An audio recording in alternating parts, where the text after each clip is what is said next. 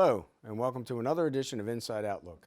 I'm Paul Spaventa, Interim Superintendent for Pemberton Township Schools. It's the end of October already, and along with Halloween, a blue moon, and the time change this weekend, we are also approaching the end of our first marking period. Parents who wish to change learning options from either remote or hybrid for the second marking period must contact their principal by the deadline, which is this Monday, November 2nd. Our second marking period begins November 16th, and as discussed, we have been preparing to welcome back hybrid students into our secondary programs. While we had hoped our second phase would allow us to bring back our 7th and 8th grade students, we're not yet ready to reopen Helen Fort Middle School at this time. Due to staffing, health, and safety issues, Helen Fort will remain all remote for now, but we are able to move on to Phase 3 for the high school students. I'm excited to report that beginning Monday, November 16th, the high school will open to those 9th through 12th grade students who are enrolled in the hybrid program. In order to accommodate this plan, a number of changes have been made to the high school schedule, and here with me to explain these changes is PTHS Principal, Mr. Joseph. Welcome. Thank you. So let's begin by talking about the shift in start and end times for the high school. Mr. Joseph, can you share those details and the reasoning behind them? Sure. So as everybody knows, so for the first marking period, our students have been working on a delayed opening schedule. So students have their first block class starts at 9:15, and that's not typical. Typically, our students are here 7:10 in the morning. First block class starts at 7:30. So one of the challenges when talking to the transportation department supervisor is that because of limited number of students who could be on the bus district-wide, as well as a shortage of bus drivers, they would not be able to accommodate and get our students here by that 9:30, 9:45 time frame. And in order for a school day to count, we need to provide students with 4 hours of instruction, not including lunch. So if our students arrive at 10 o'clock, it would not count as a full school day. So because of that situation, we are going to revert back to an early dismissal schedule. So our students will arrive at school if they're in person at 7:10. First block class would be at 7:30, and that will be for both the hybrid students and the remote students. So that's going to be the one change. Our day would end at 12 o'clock, and we're still going to offer those office hours, not in the morning this time, but in the afternoon for our students. Okay, so if I want to rephrase that, I would say that the buses will actually be finished with the high school students and then start their runs as we're used to right now, and they will get the high school students home before we start the afternoon runs. And also the counseling and the office hours for the teachers will now happen in the afternoon rather than before school, as has been the practice this term. So now how will the green and gold designations work? So if you remember when we talked about this at the beginning of the year, planning for October 13th reopening, we thought we had enough students to go with a hybrid green day and a full remote on a gold day.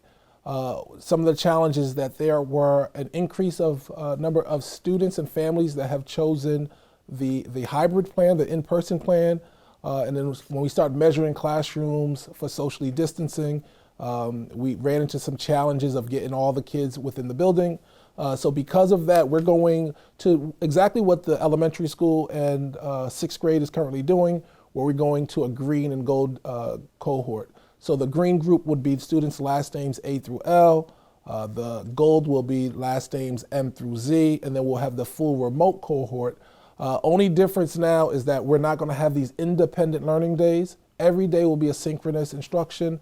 So what's happening right now for the first marking period will continue for the second marking period.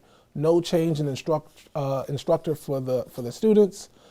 Kids who are going to come in person would need to bring their fully charged either school-issued device or their own device, because we're still using Google Classroom, we're still using Google Meet, and that instruction would happen for all students every single day, regardless if they're in person or at home.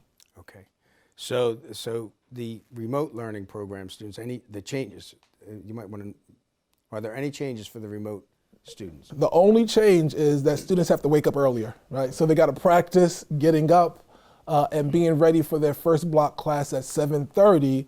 like we always did before. So it's not new for majority of the kids. Freshmen, I know I've been talking to some freshmen, they like the 9:15 start time because they get to sleep in a little bit. So when we start the second marking period, it's probably going to be practice turning the alarm on much earlier and being ready for a 7:30 start time. But in regards to the instructional day, everything that's happening right now will continue to happen when the second marking period and we have the in-person instruction occur. Right, so remote just stays the same, but they'll start earlier. Can you possibly go over some of the safety protocols for the students that haven't been in the building yet, as far as like masks, taking temperatures, et cetera? Can you go into that a little bit for me? So we're working on a video to share with all of our students to show them what it will look like as they come back. And that video will be shared out with them the week of November 9th. So students are required to have a mask at the bus stop, on the bus. As they arrive in the building, we do our health screening. So we do our temperature screening for all students. We have sanitation stations throughout the building. So the actual wipes in the classrooms, the sanitizers in every classroom. Our custodial staff are cleaning high touch points areas throughout the day. In the bathroom, in the hallways, and masks are required. So masks are required for all students, all staff, all day long, except for lunch. So when students are actually eating lunch in the cafeteria, they're allowed to take their mask off at that time.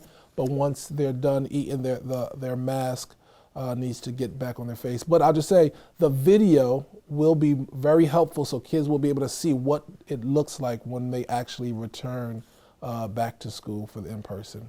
Thank you, excellent. And as with all the other buildings, the disinfecting and cleaning performed by our facilities department meets all the necessary safety requirements to ensure that we're keeping our buildings as clean and safe as possible. Thank you, Mr. Joseph. And while I know our middle school students and parents will be understandably disappointed that we're not able to begin the hybrid program yet, I want to assure you that we're working diligently toward resolving the issues and we'll get them back in our buildings as soon as we're able. As November begins next week, I want to remind you of the upcoming schedule changes the month brings with it. We have 5 scheduled days off and 6 early dismissal days, along with a full remote day on Election Day, November 3rd. Scheduled days off are displayed on the screen, listed on the district calendar and on our website, and we emailed all parents as well. Parent conferences will be held on the early dismissal days and will be held remotely this year. Conferences will again be scheduled through the Genesis Parent Portal. The scheduling portal will open Wednesday, November 5th for all students in pre-K through 12th grades, and parents will be able to schedule their conferences. I urge all parents to schedule a parent conference to check in on your child's progress and help us build and maintain the valuable homeschool connection. Directions on how to access the scheduling portal will be emailed to all parents and are posted on the district and school websites. If you have additional questions, please contact your school principal. As the holidays approach, I also want to remind parents of the travel advisory put in place by Governor Murphy. Under the 14-day quarantine travel advisory, individuals traveling to or returning to New Jersey from states with increasing rates of COVID-19 are advised to self-quarantine for 14 days. Staff, students, and families who travel to one of the many states listed on the website must advise the school principal and then quarantine for 14 days.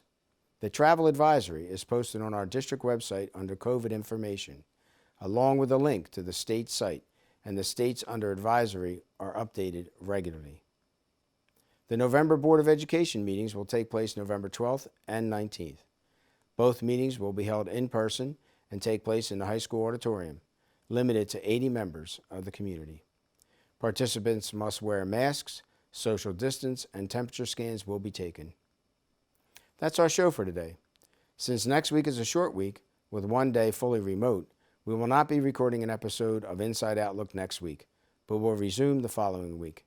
Please feel free to contact your building principal with any questions, and be sure to check the district website frequently for more information on all our programs. Thank you for your time today, and I look forward to seeing you next time on Inside Outlook.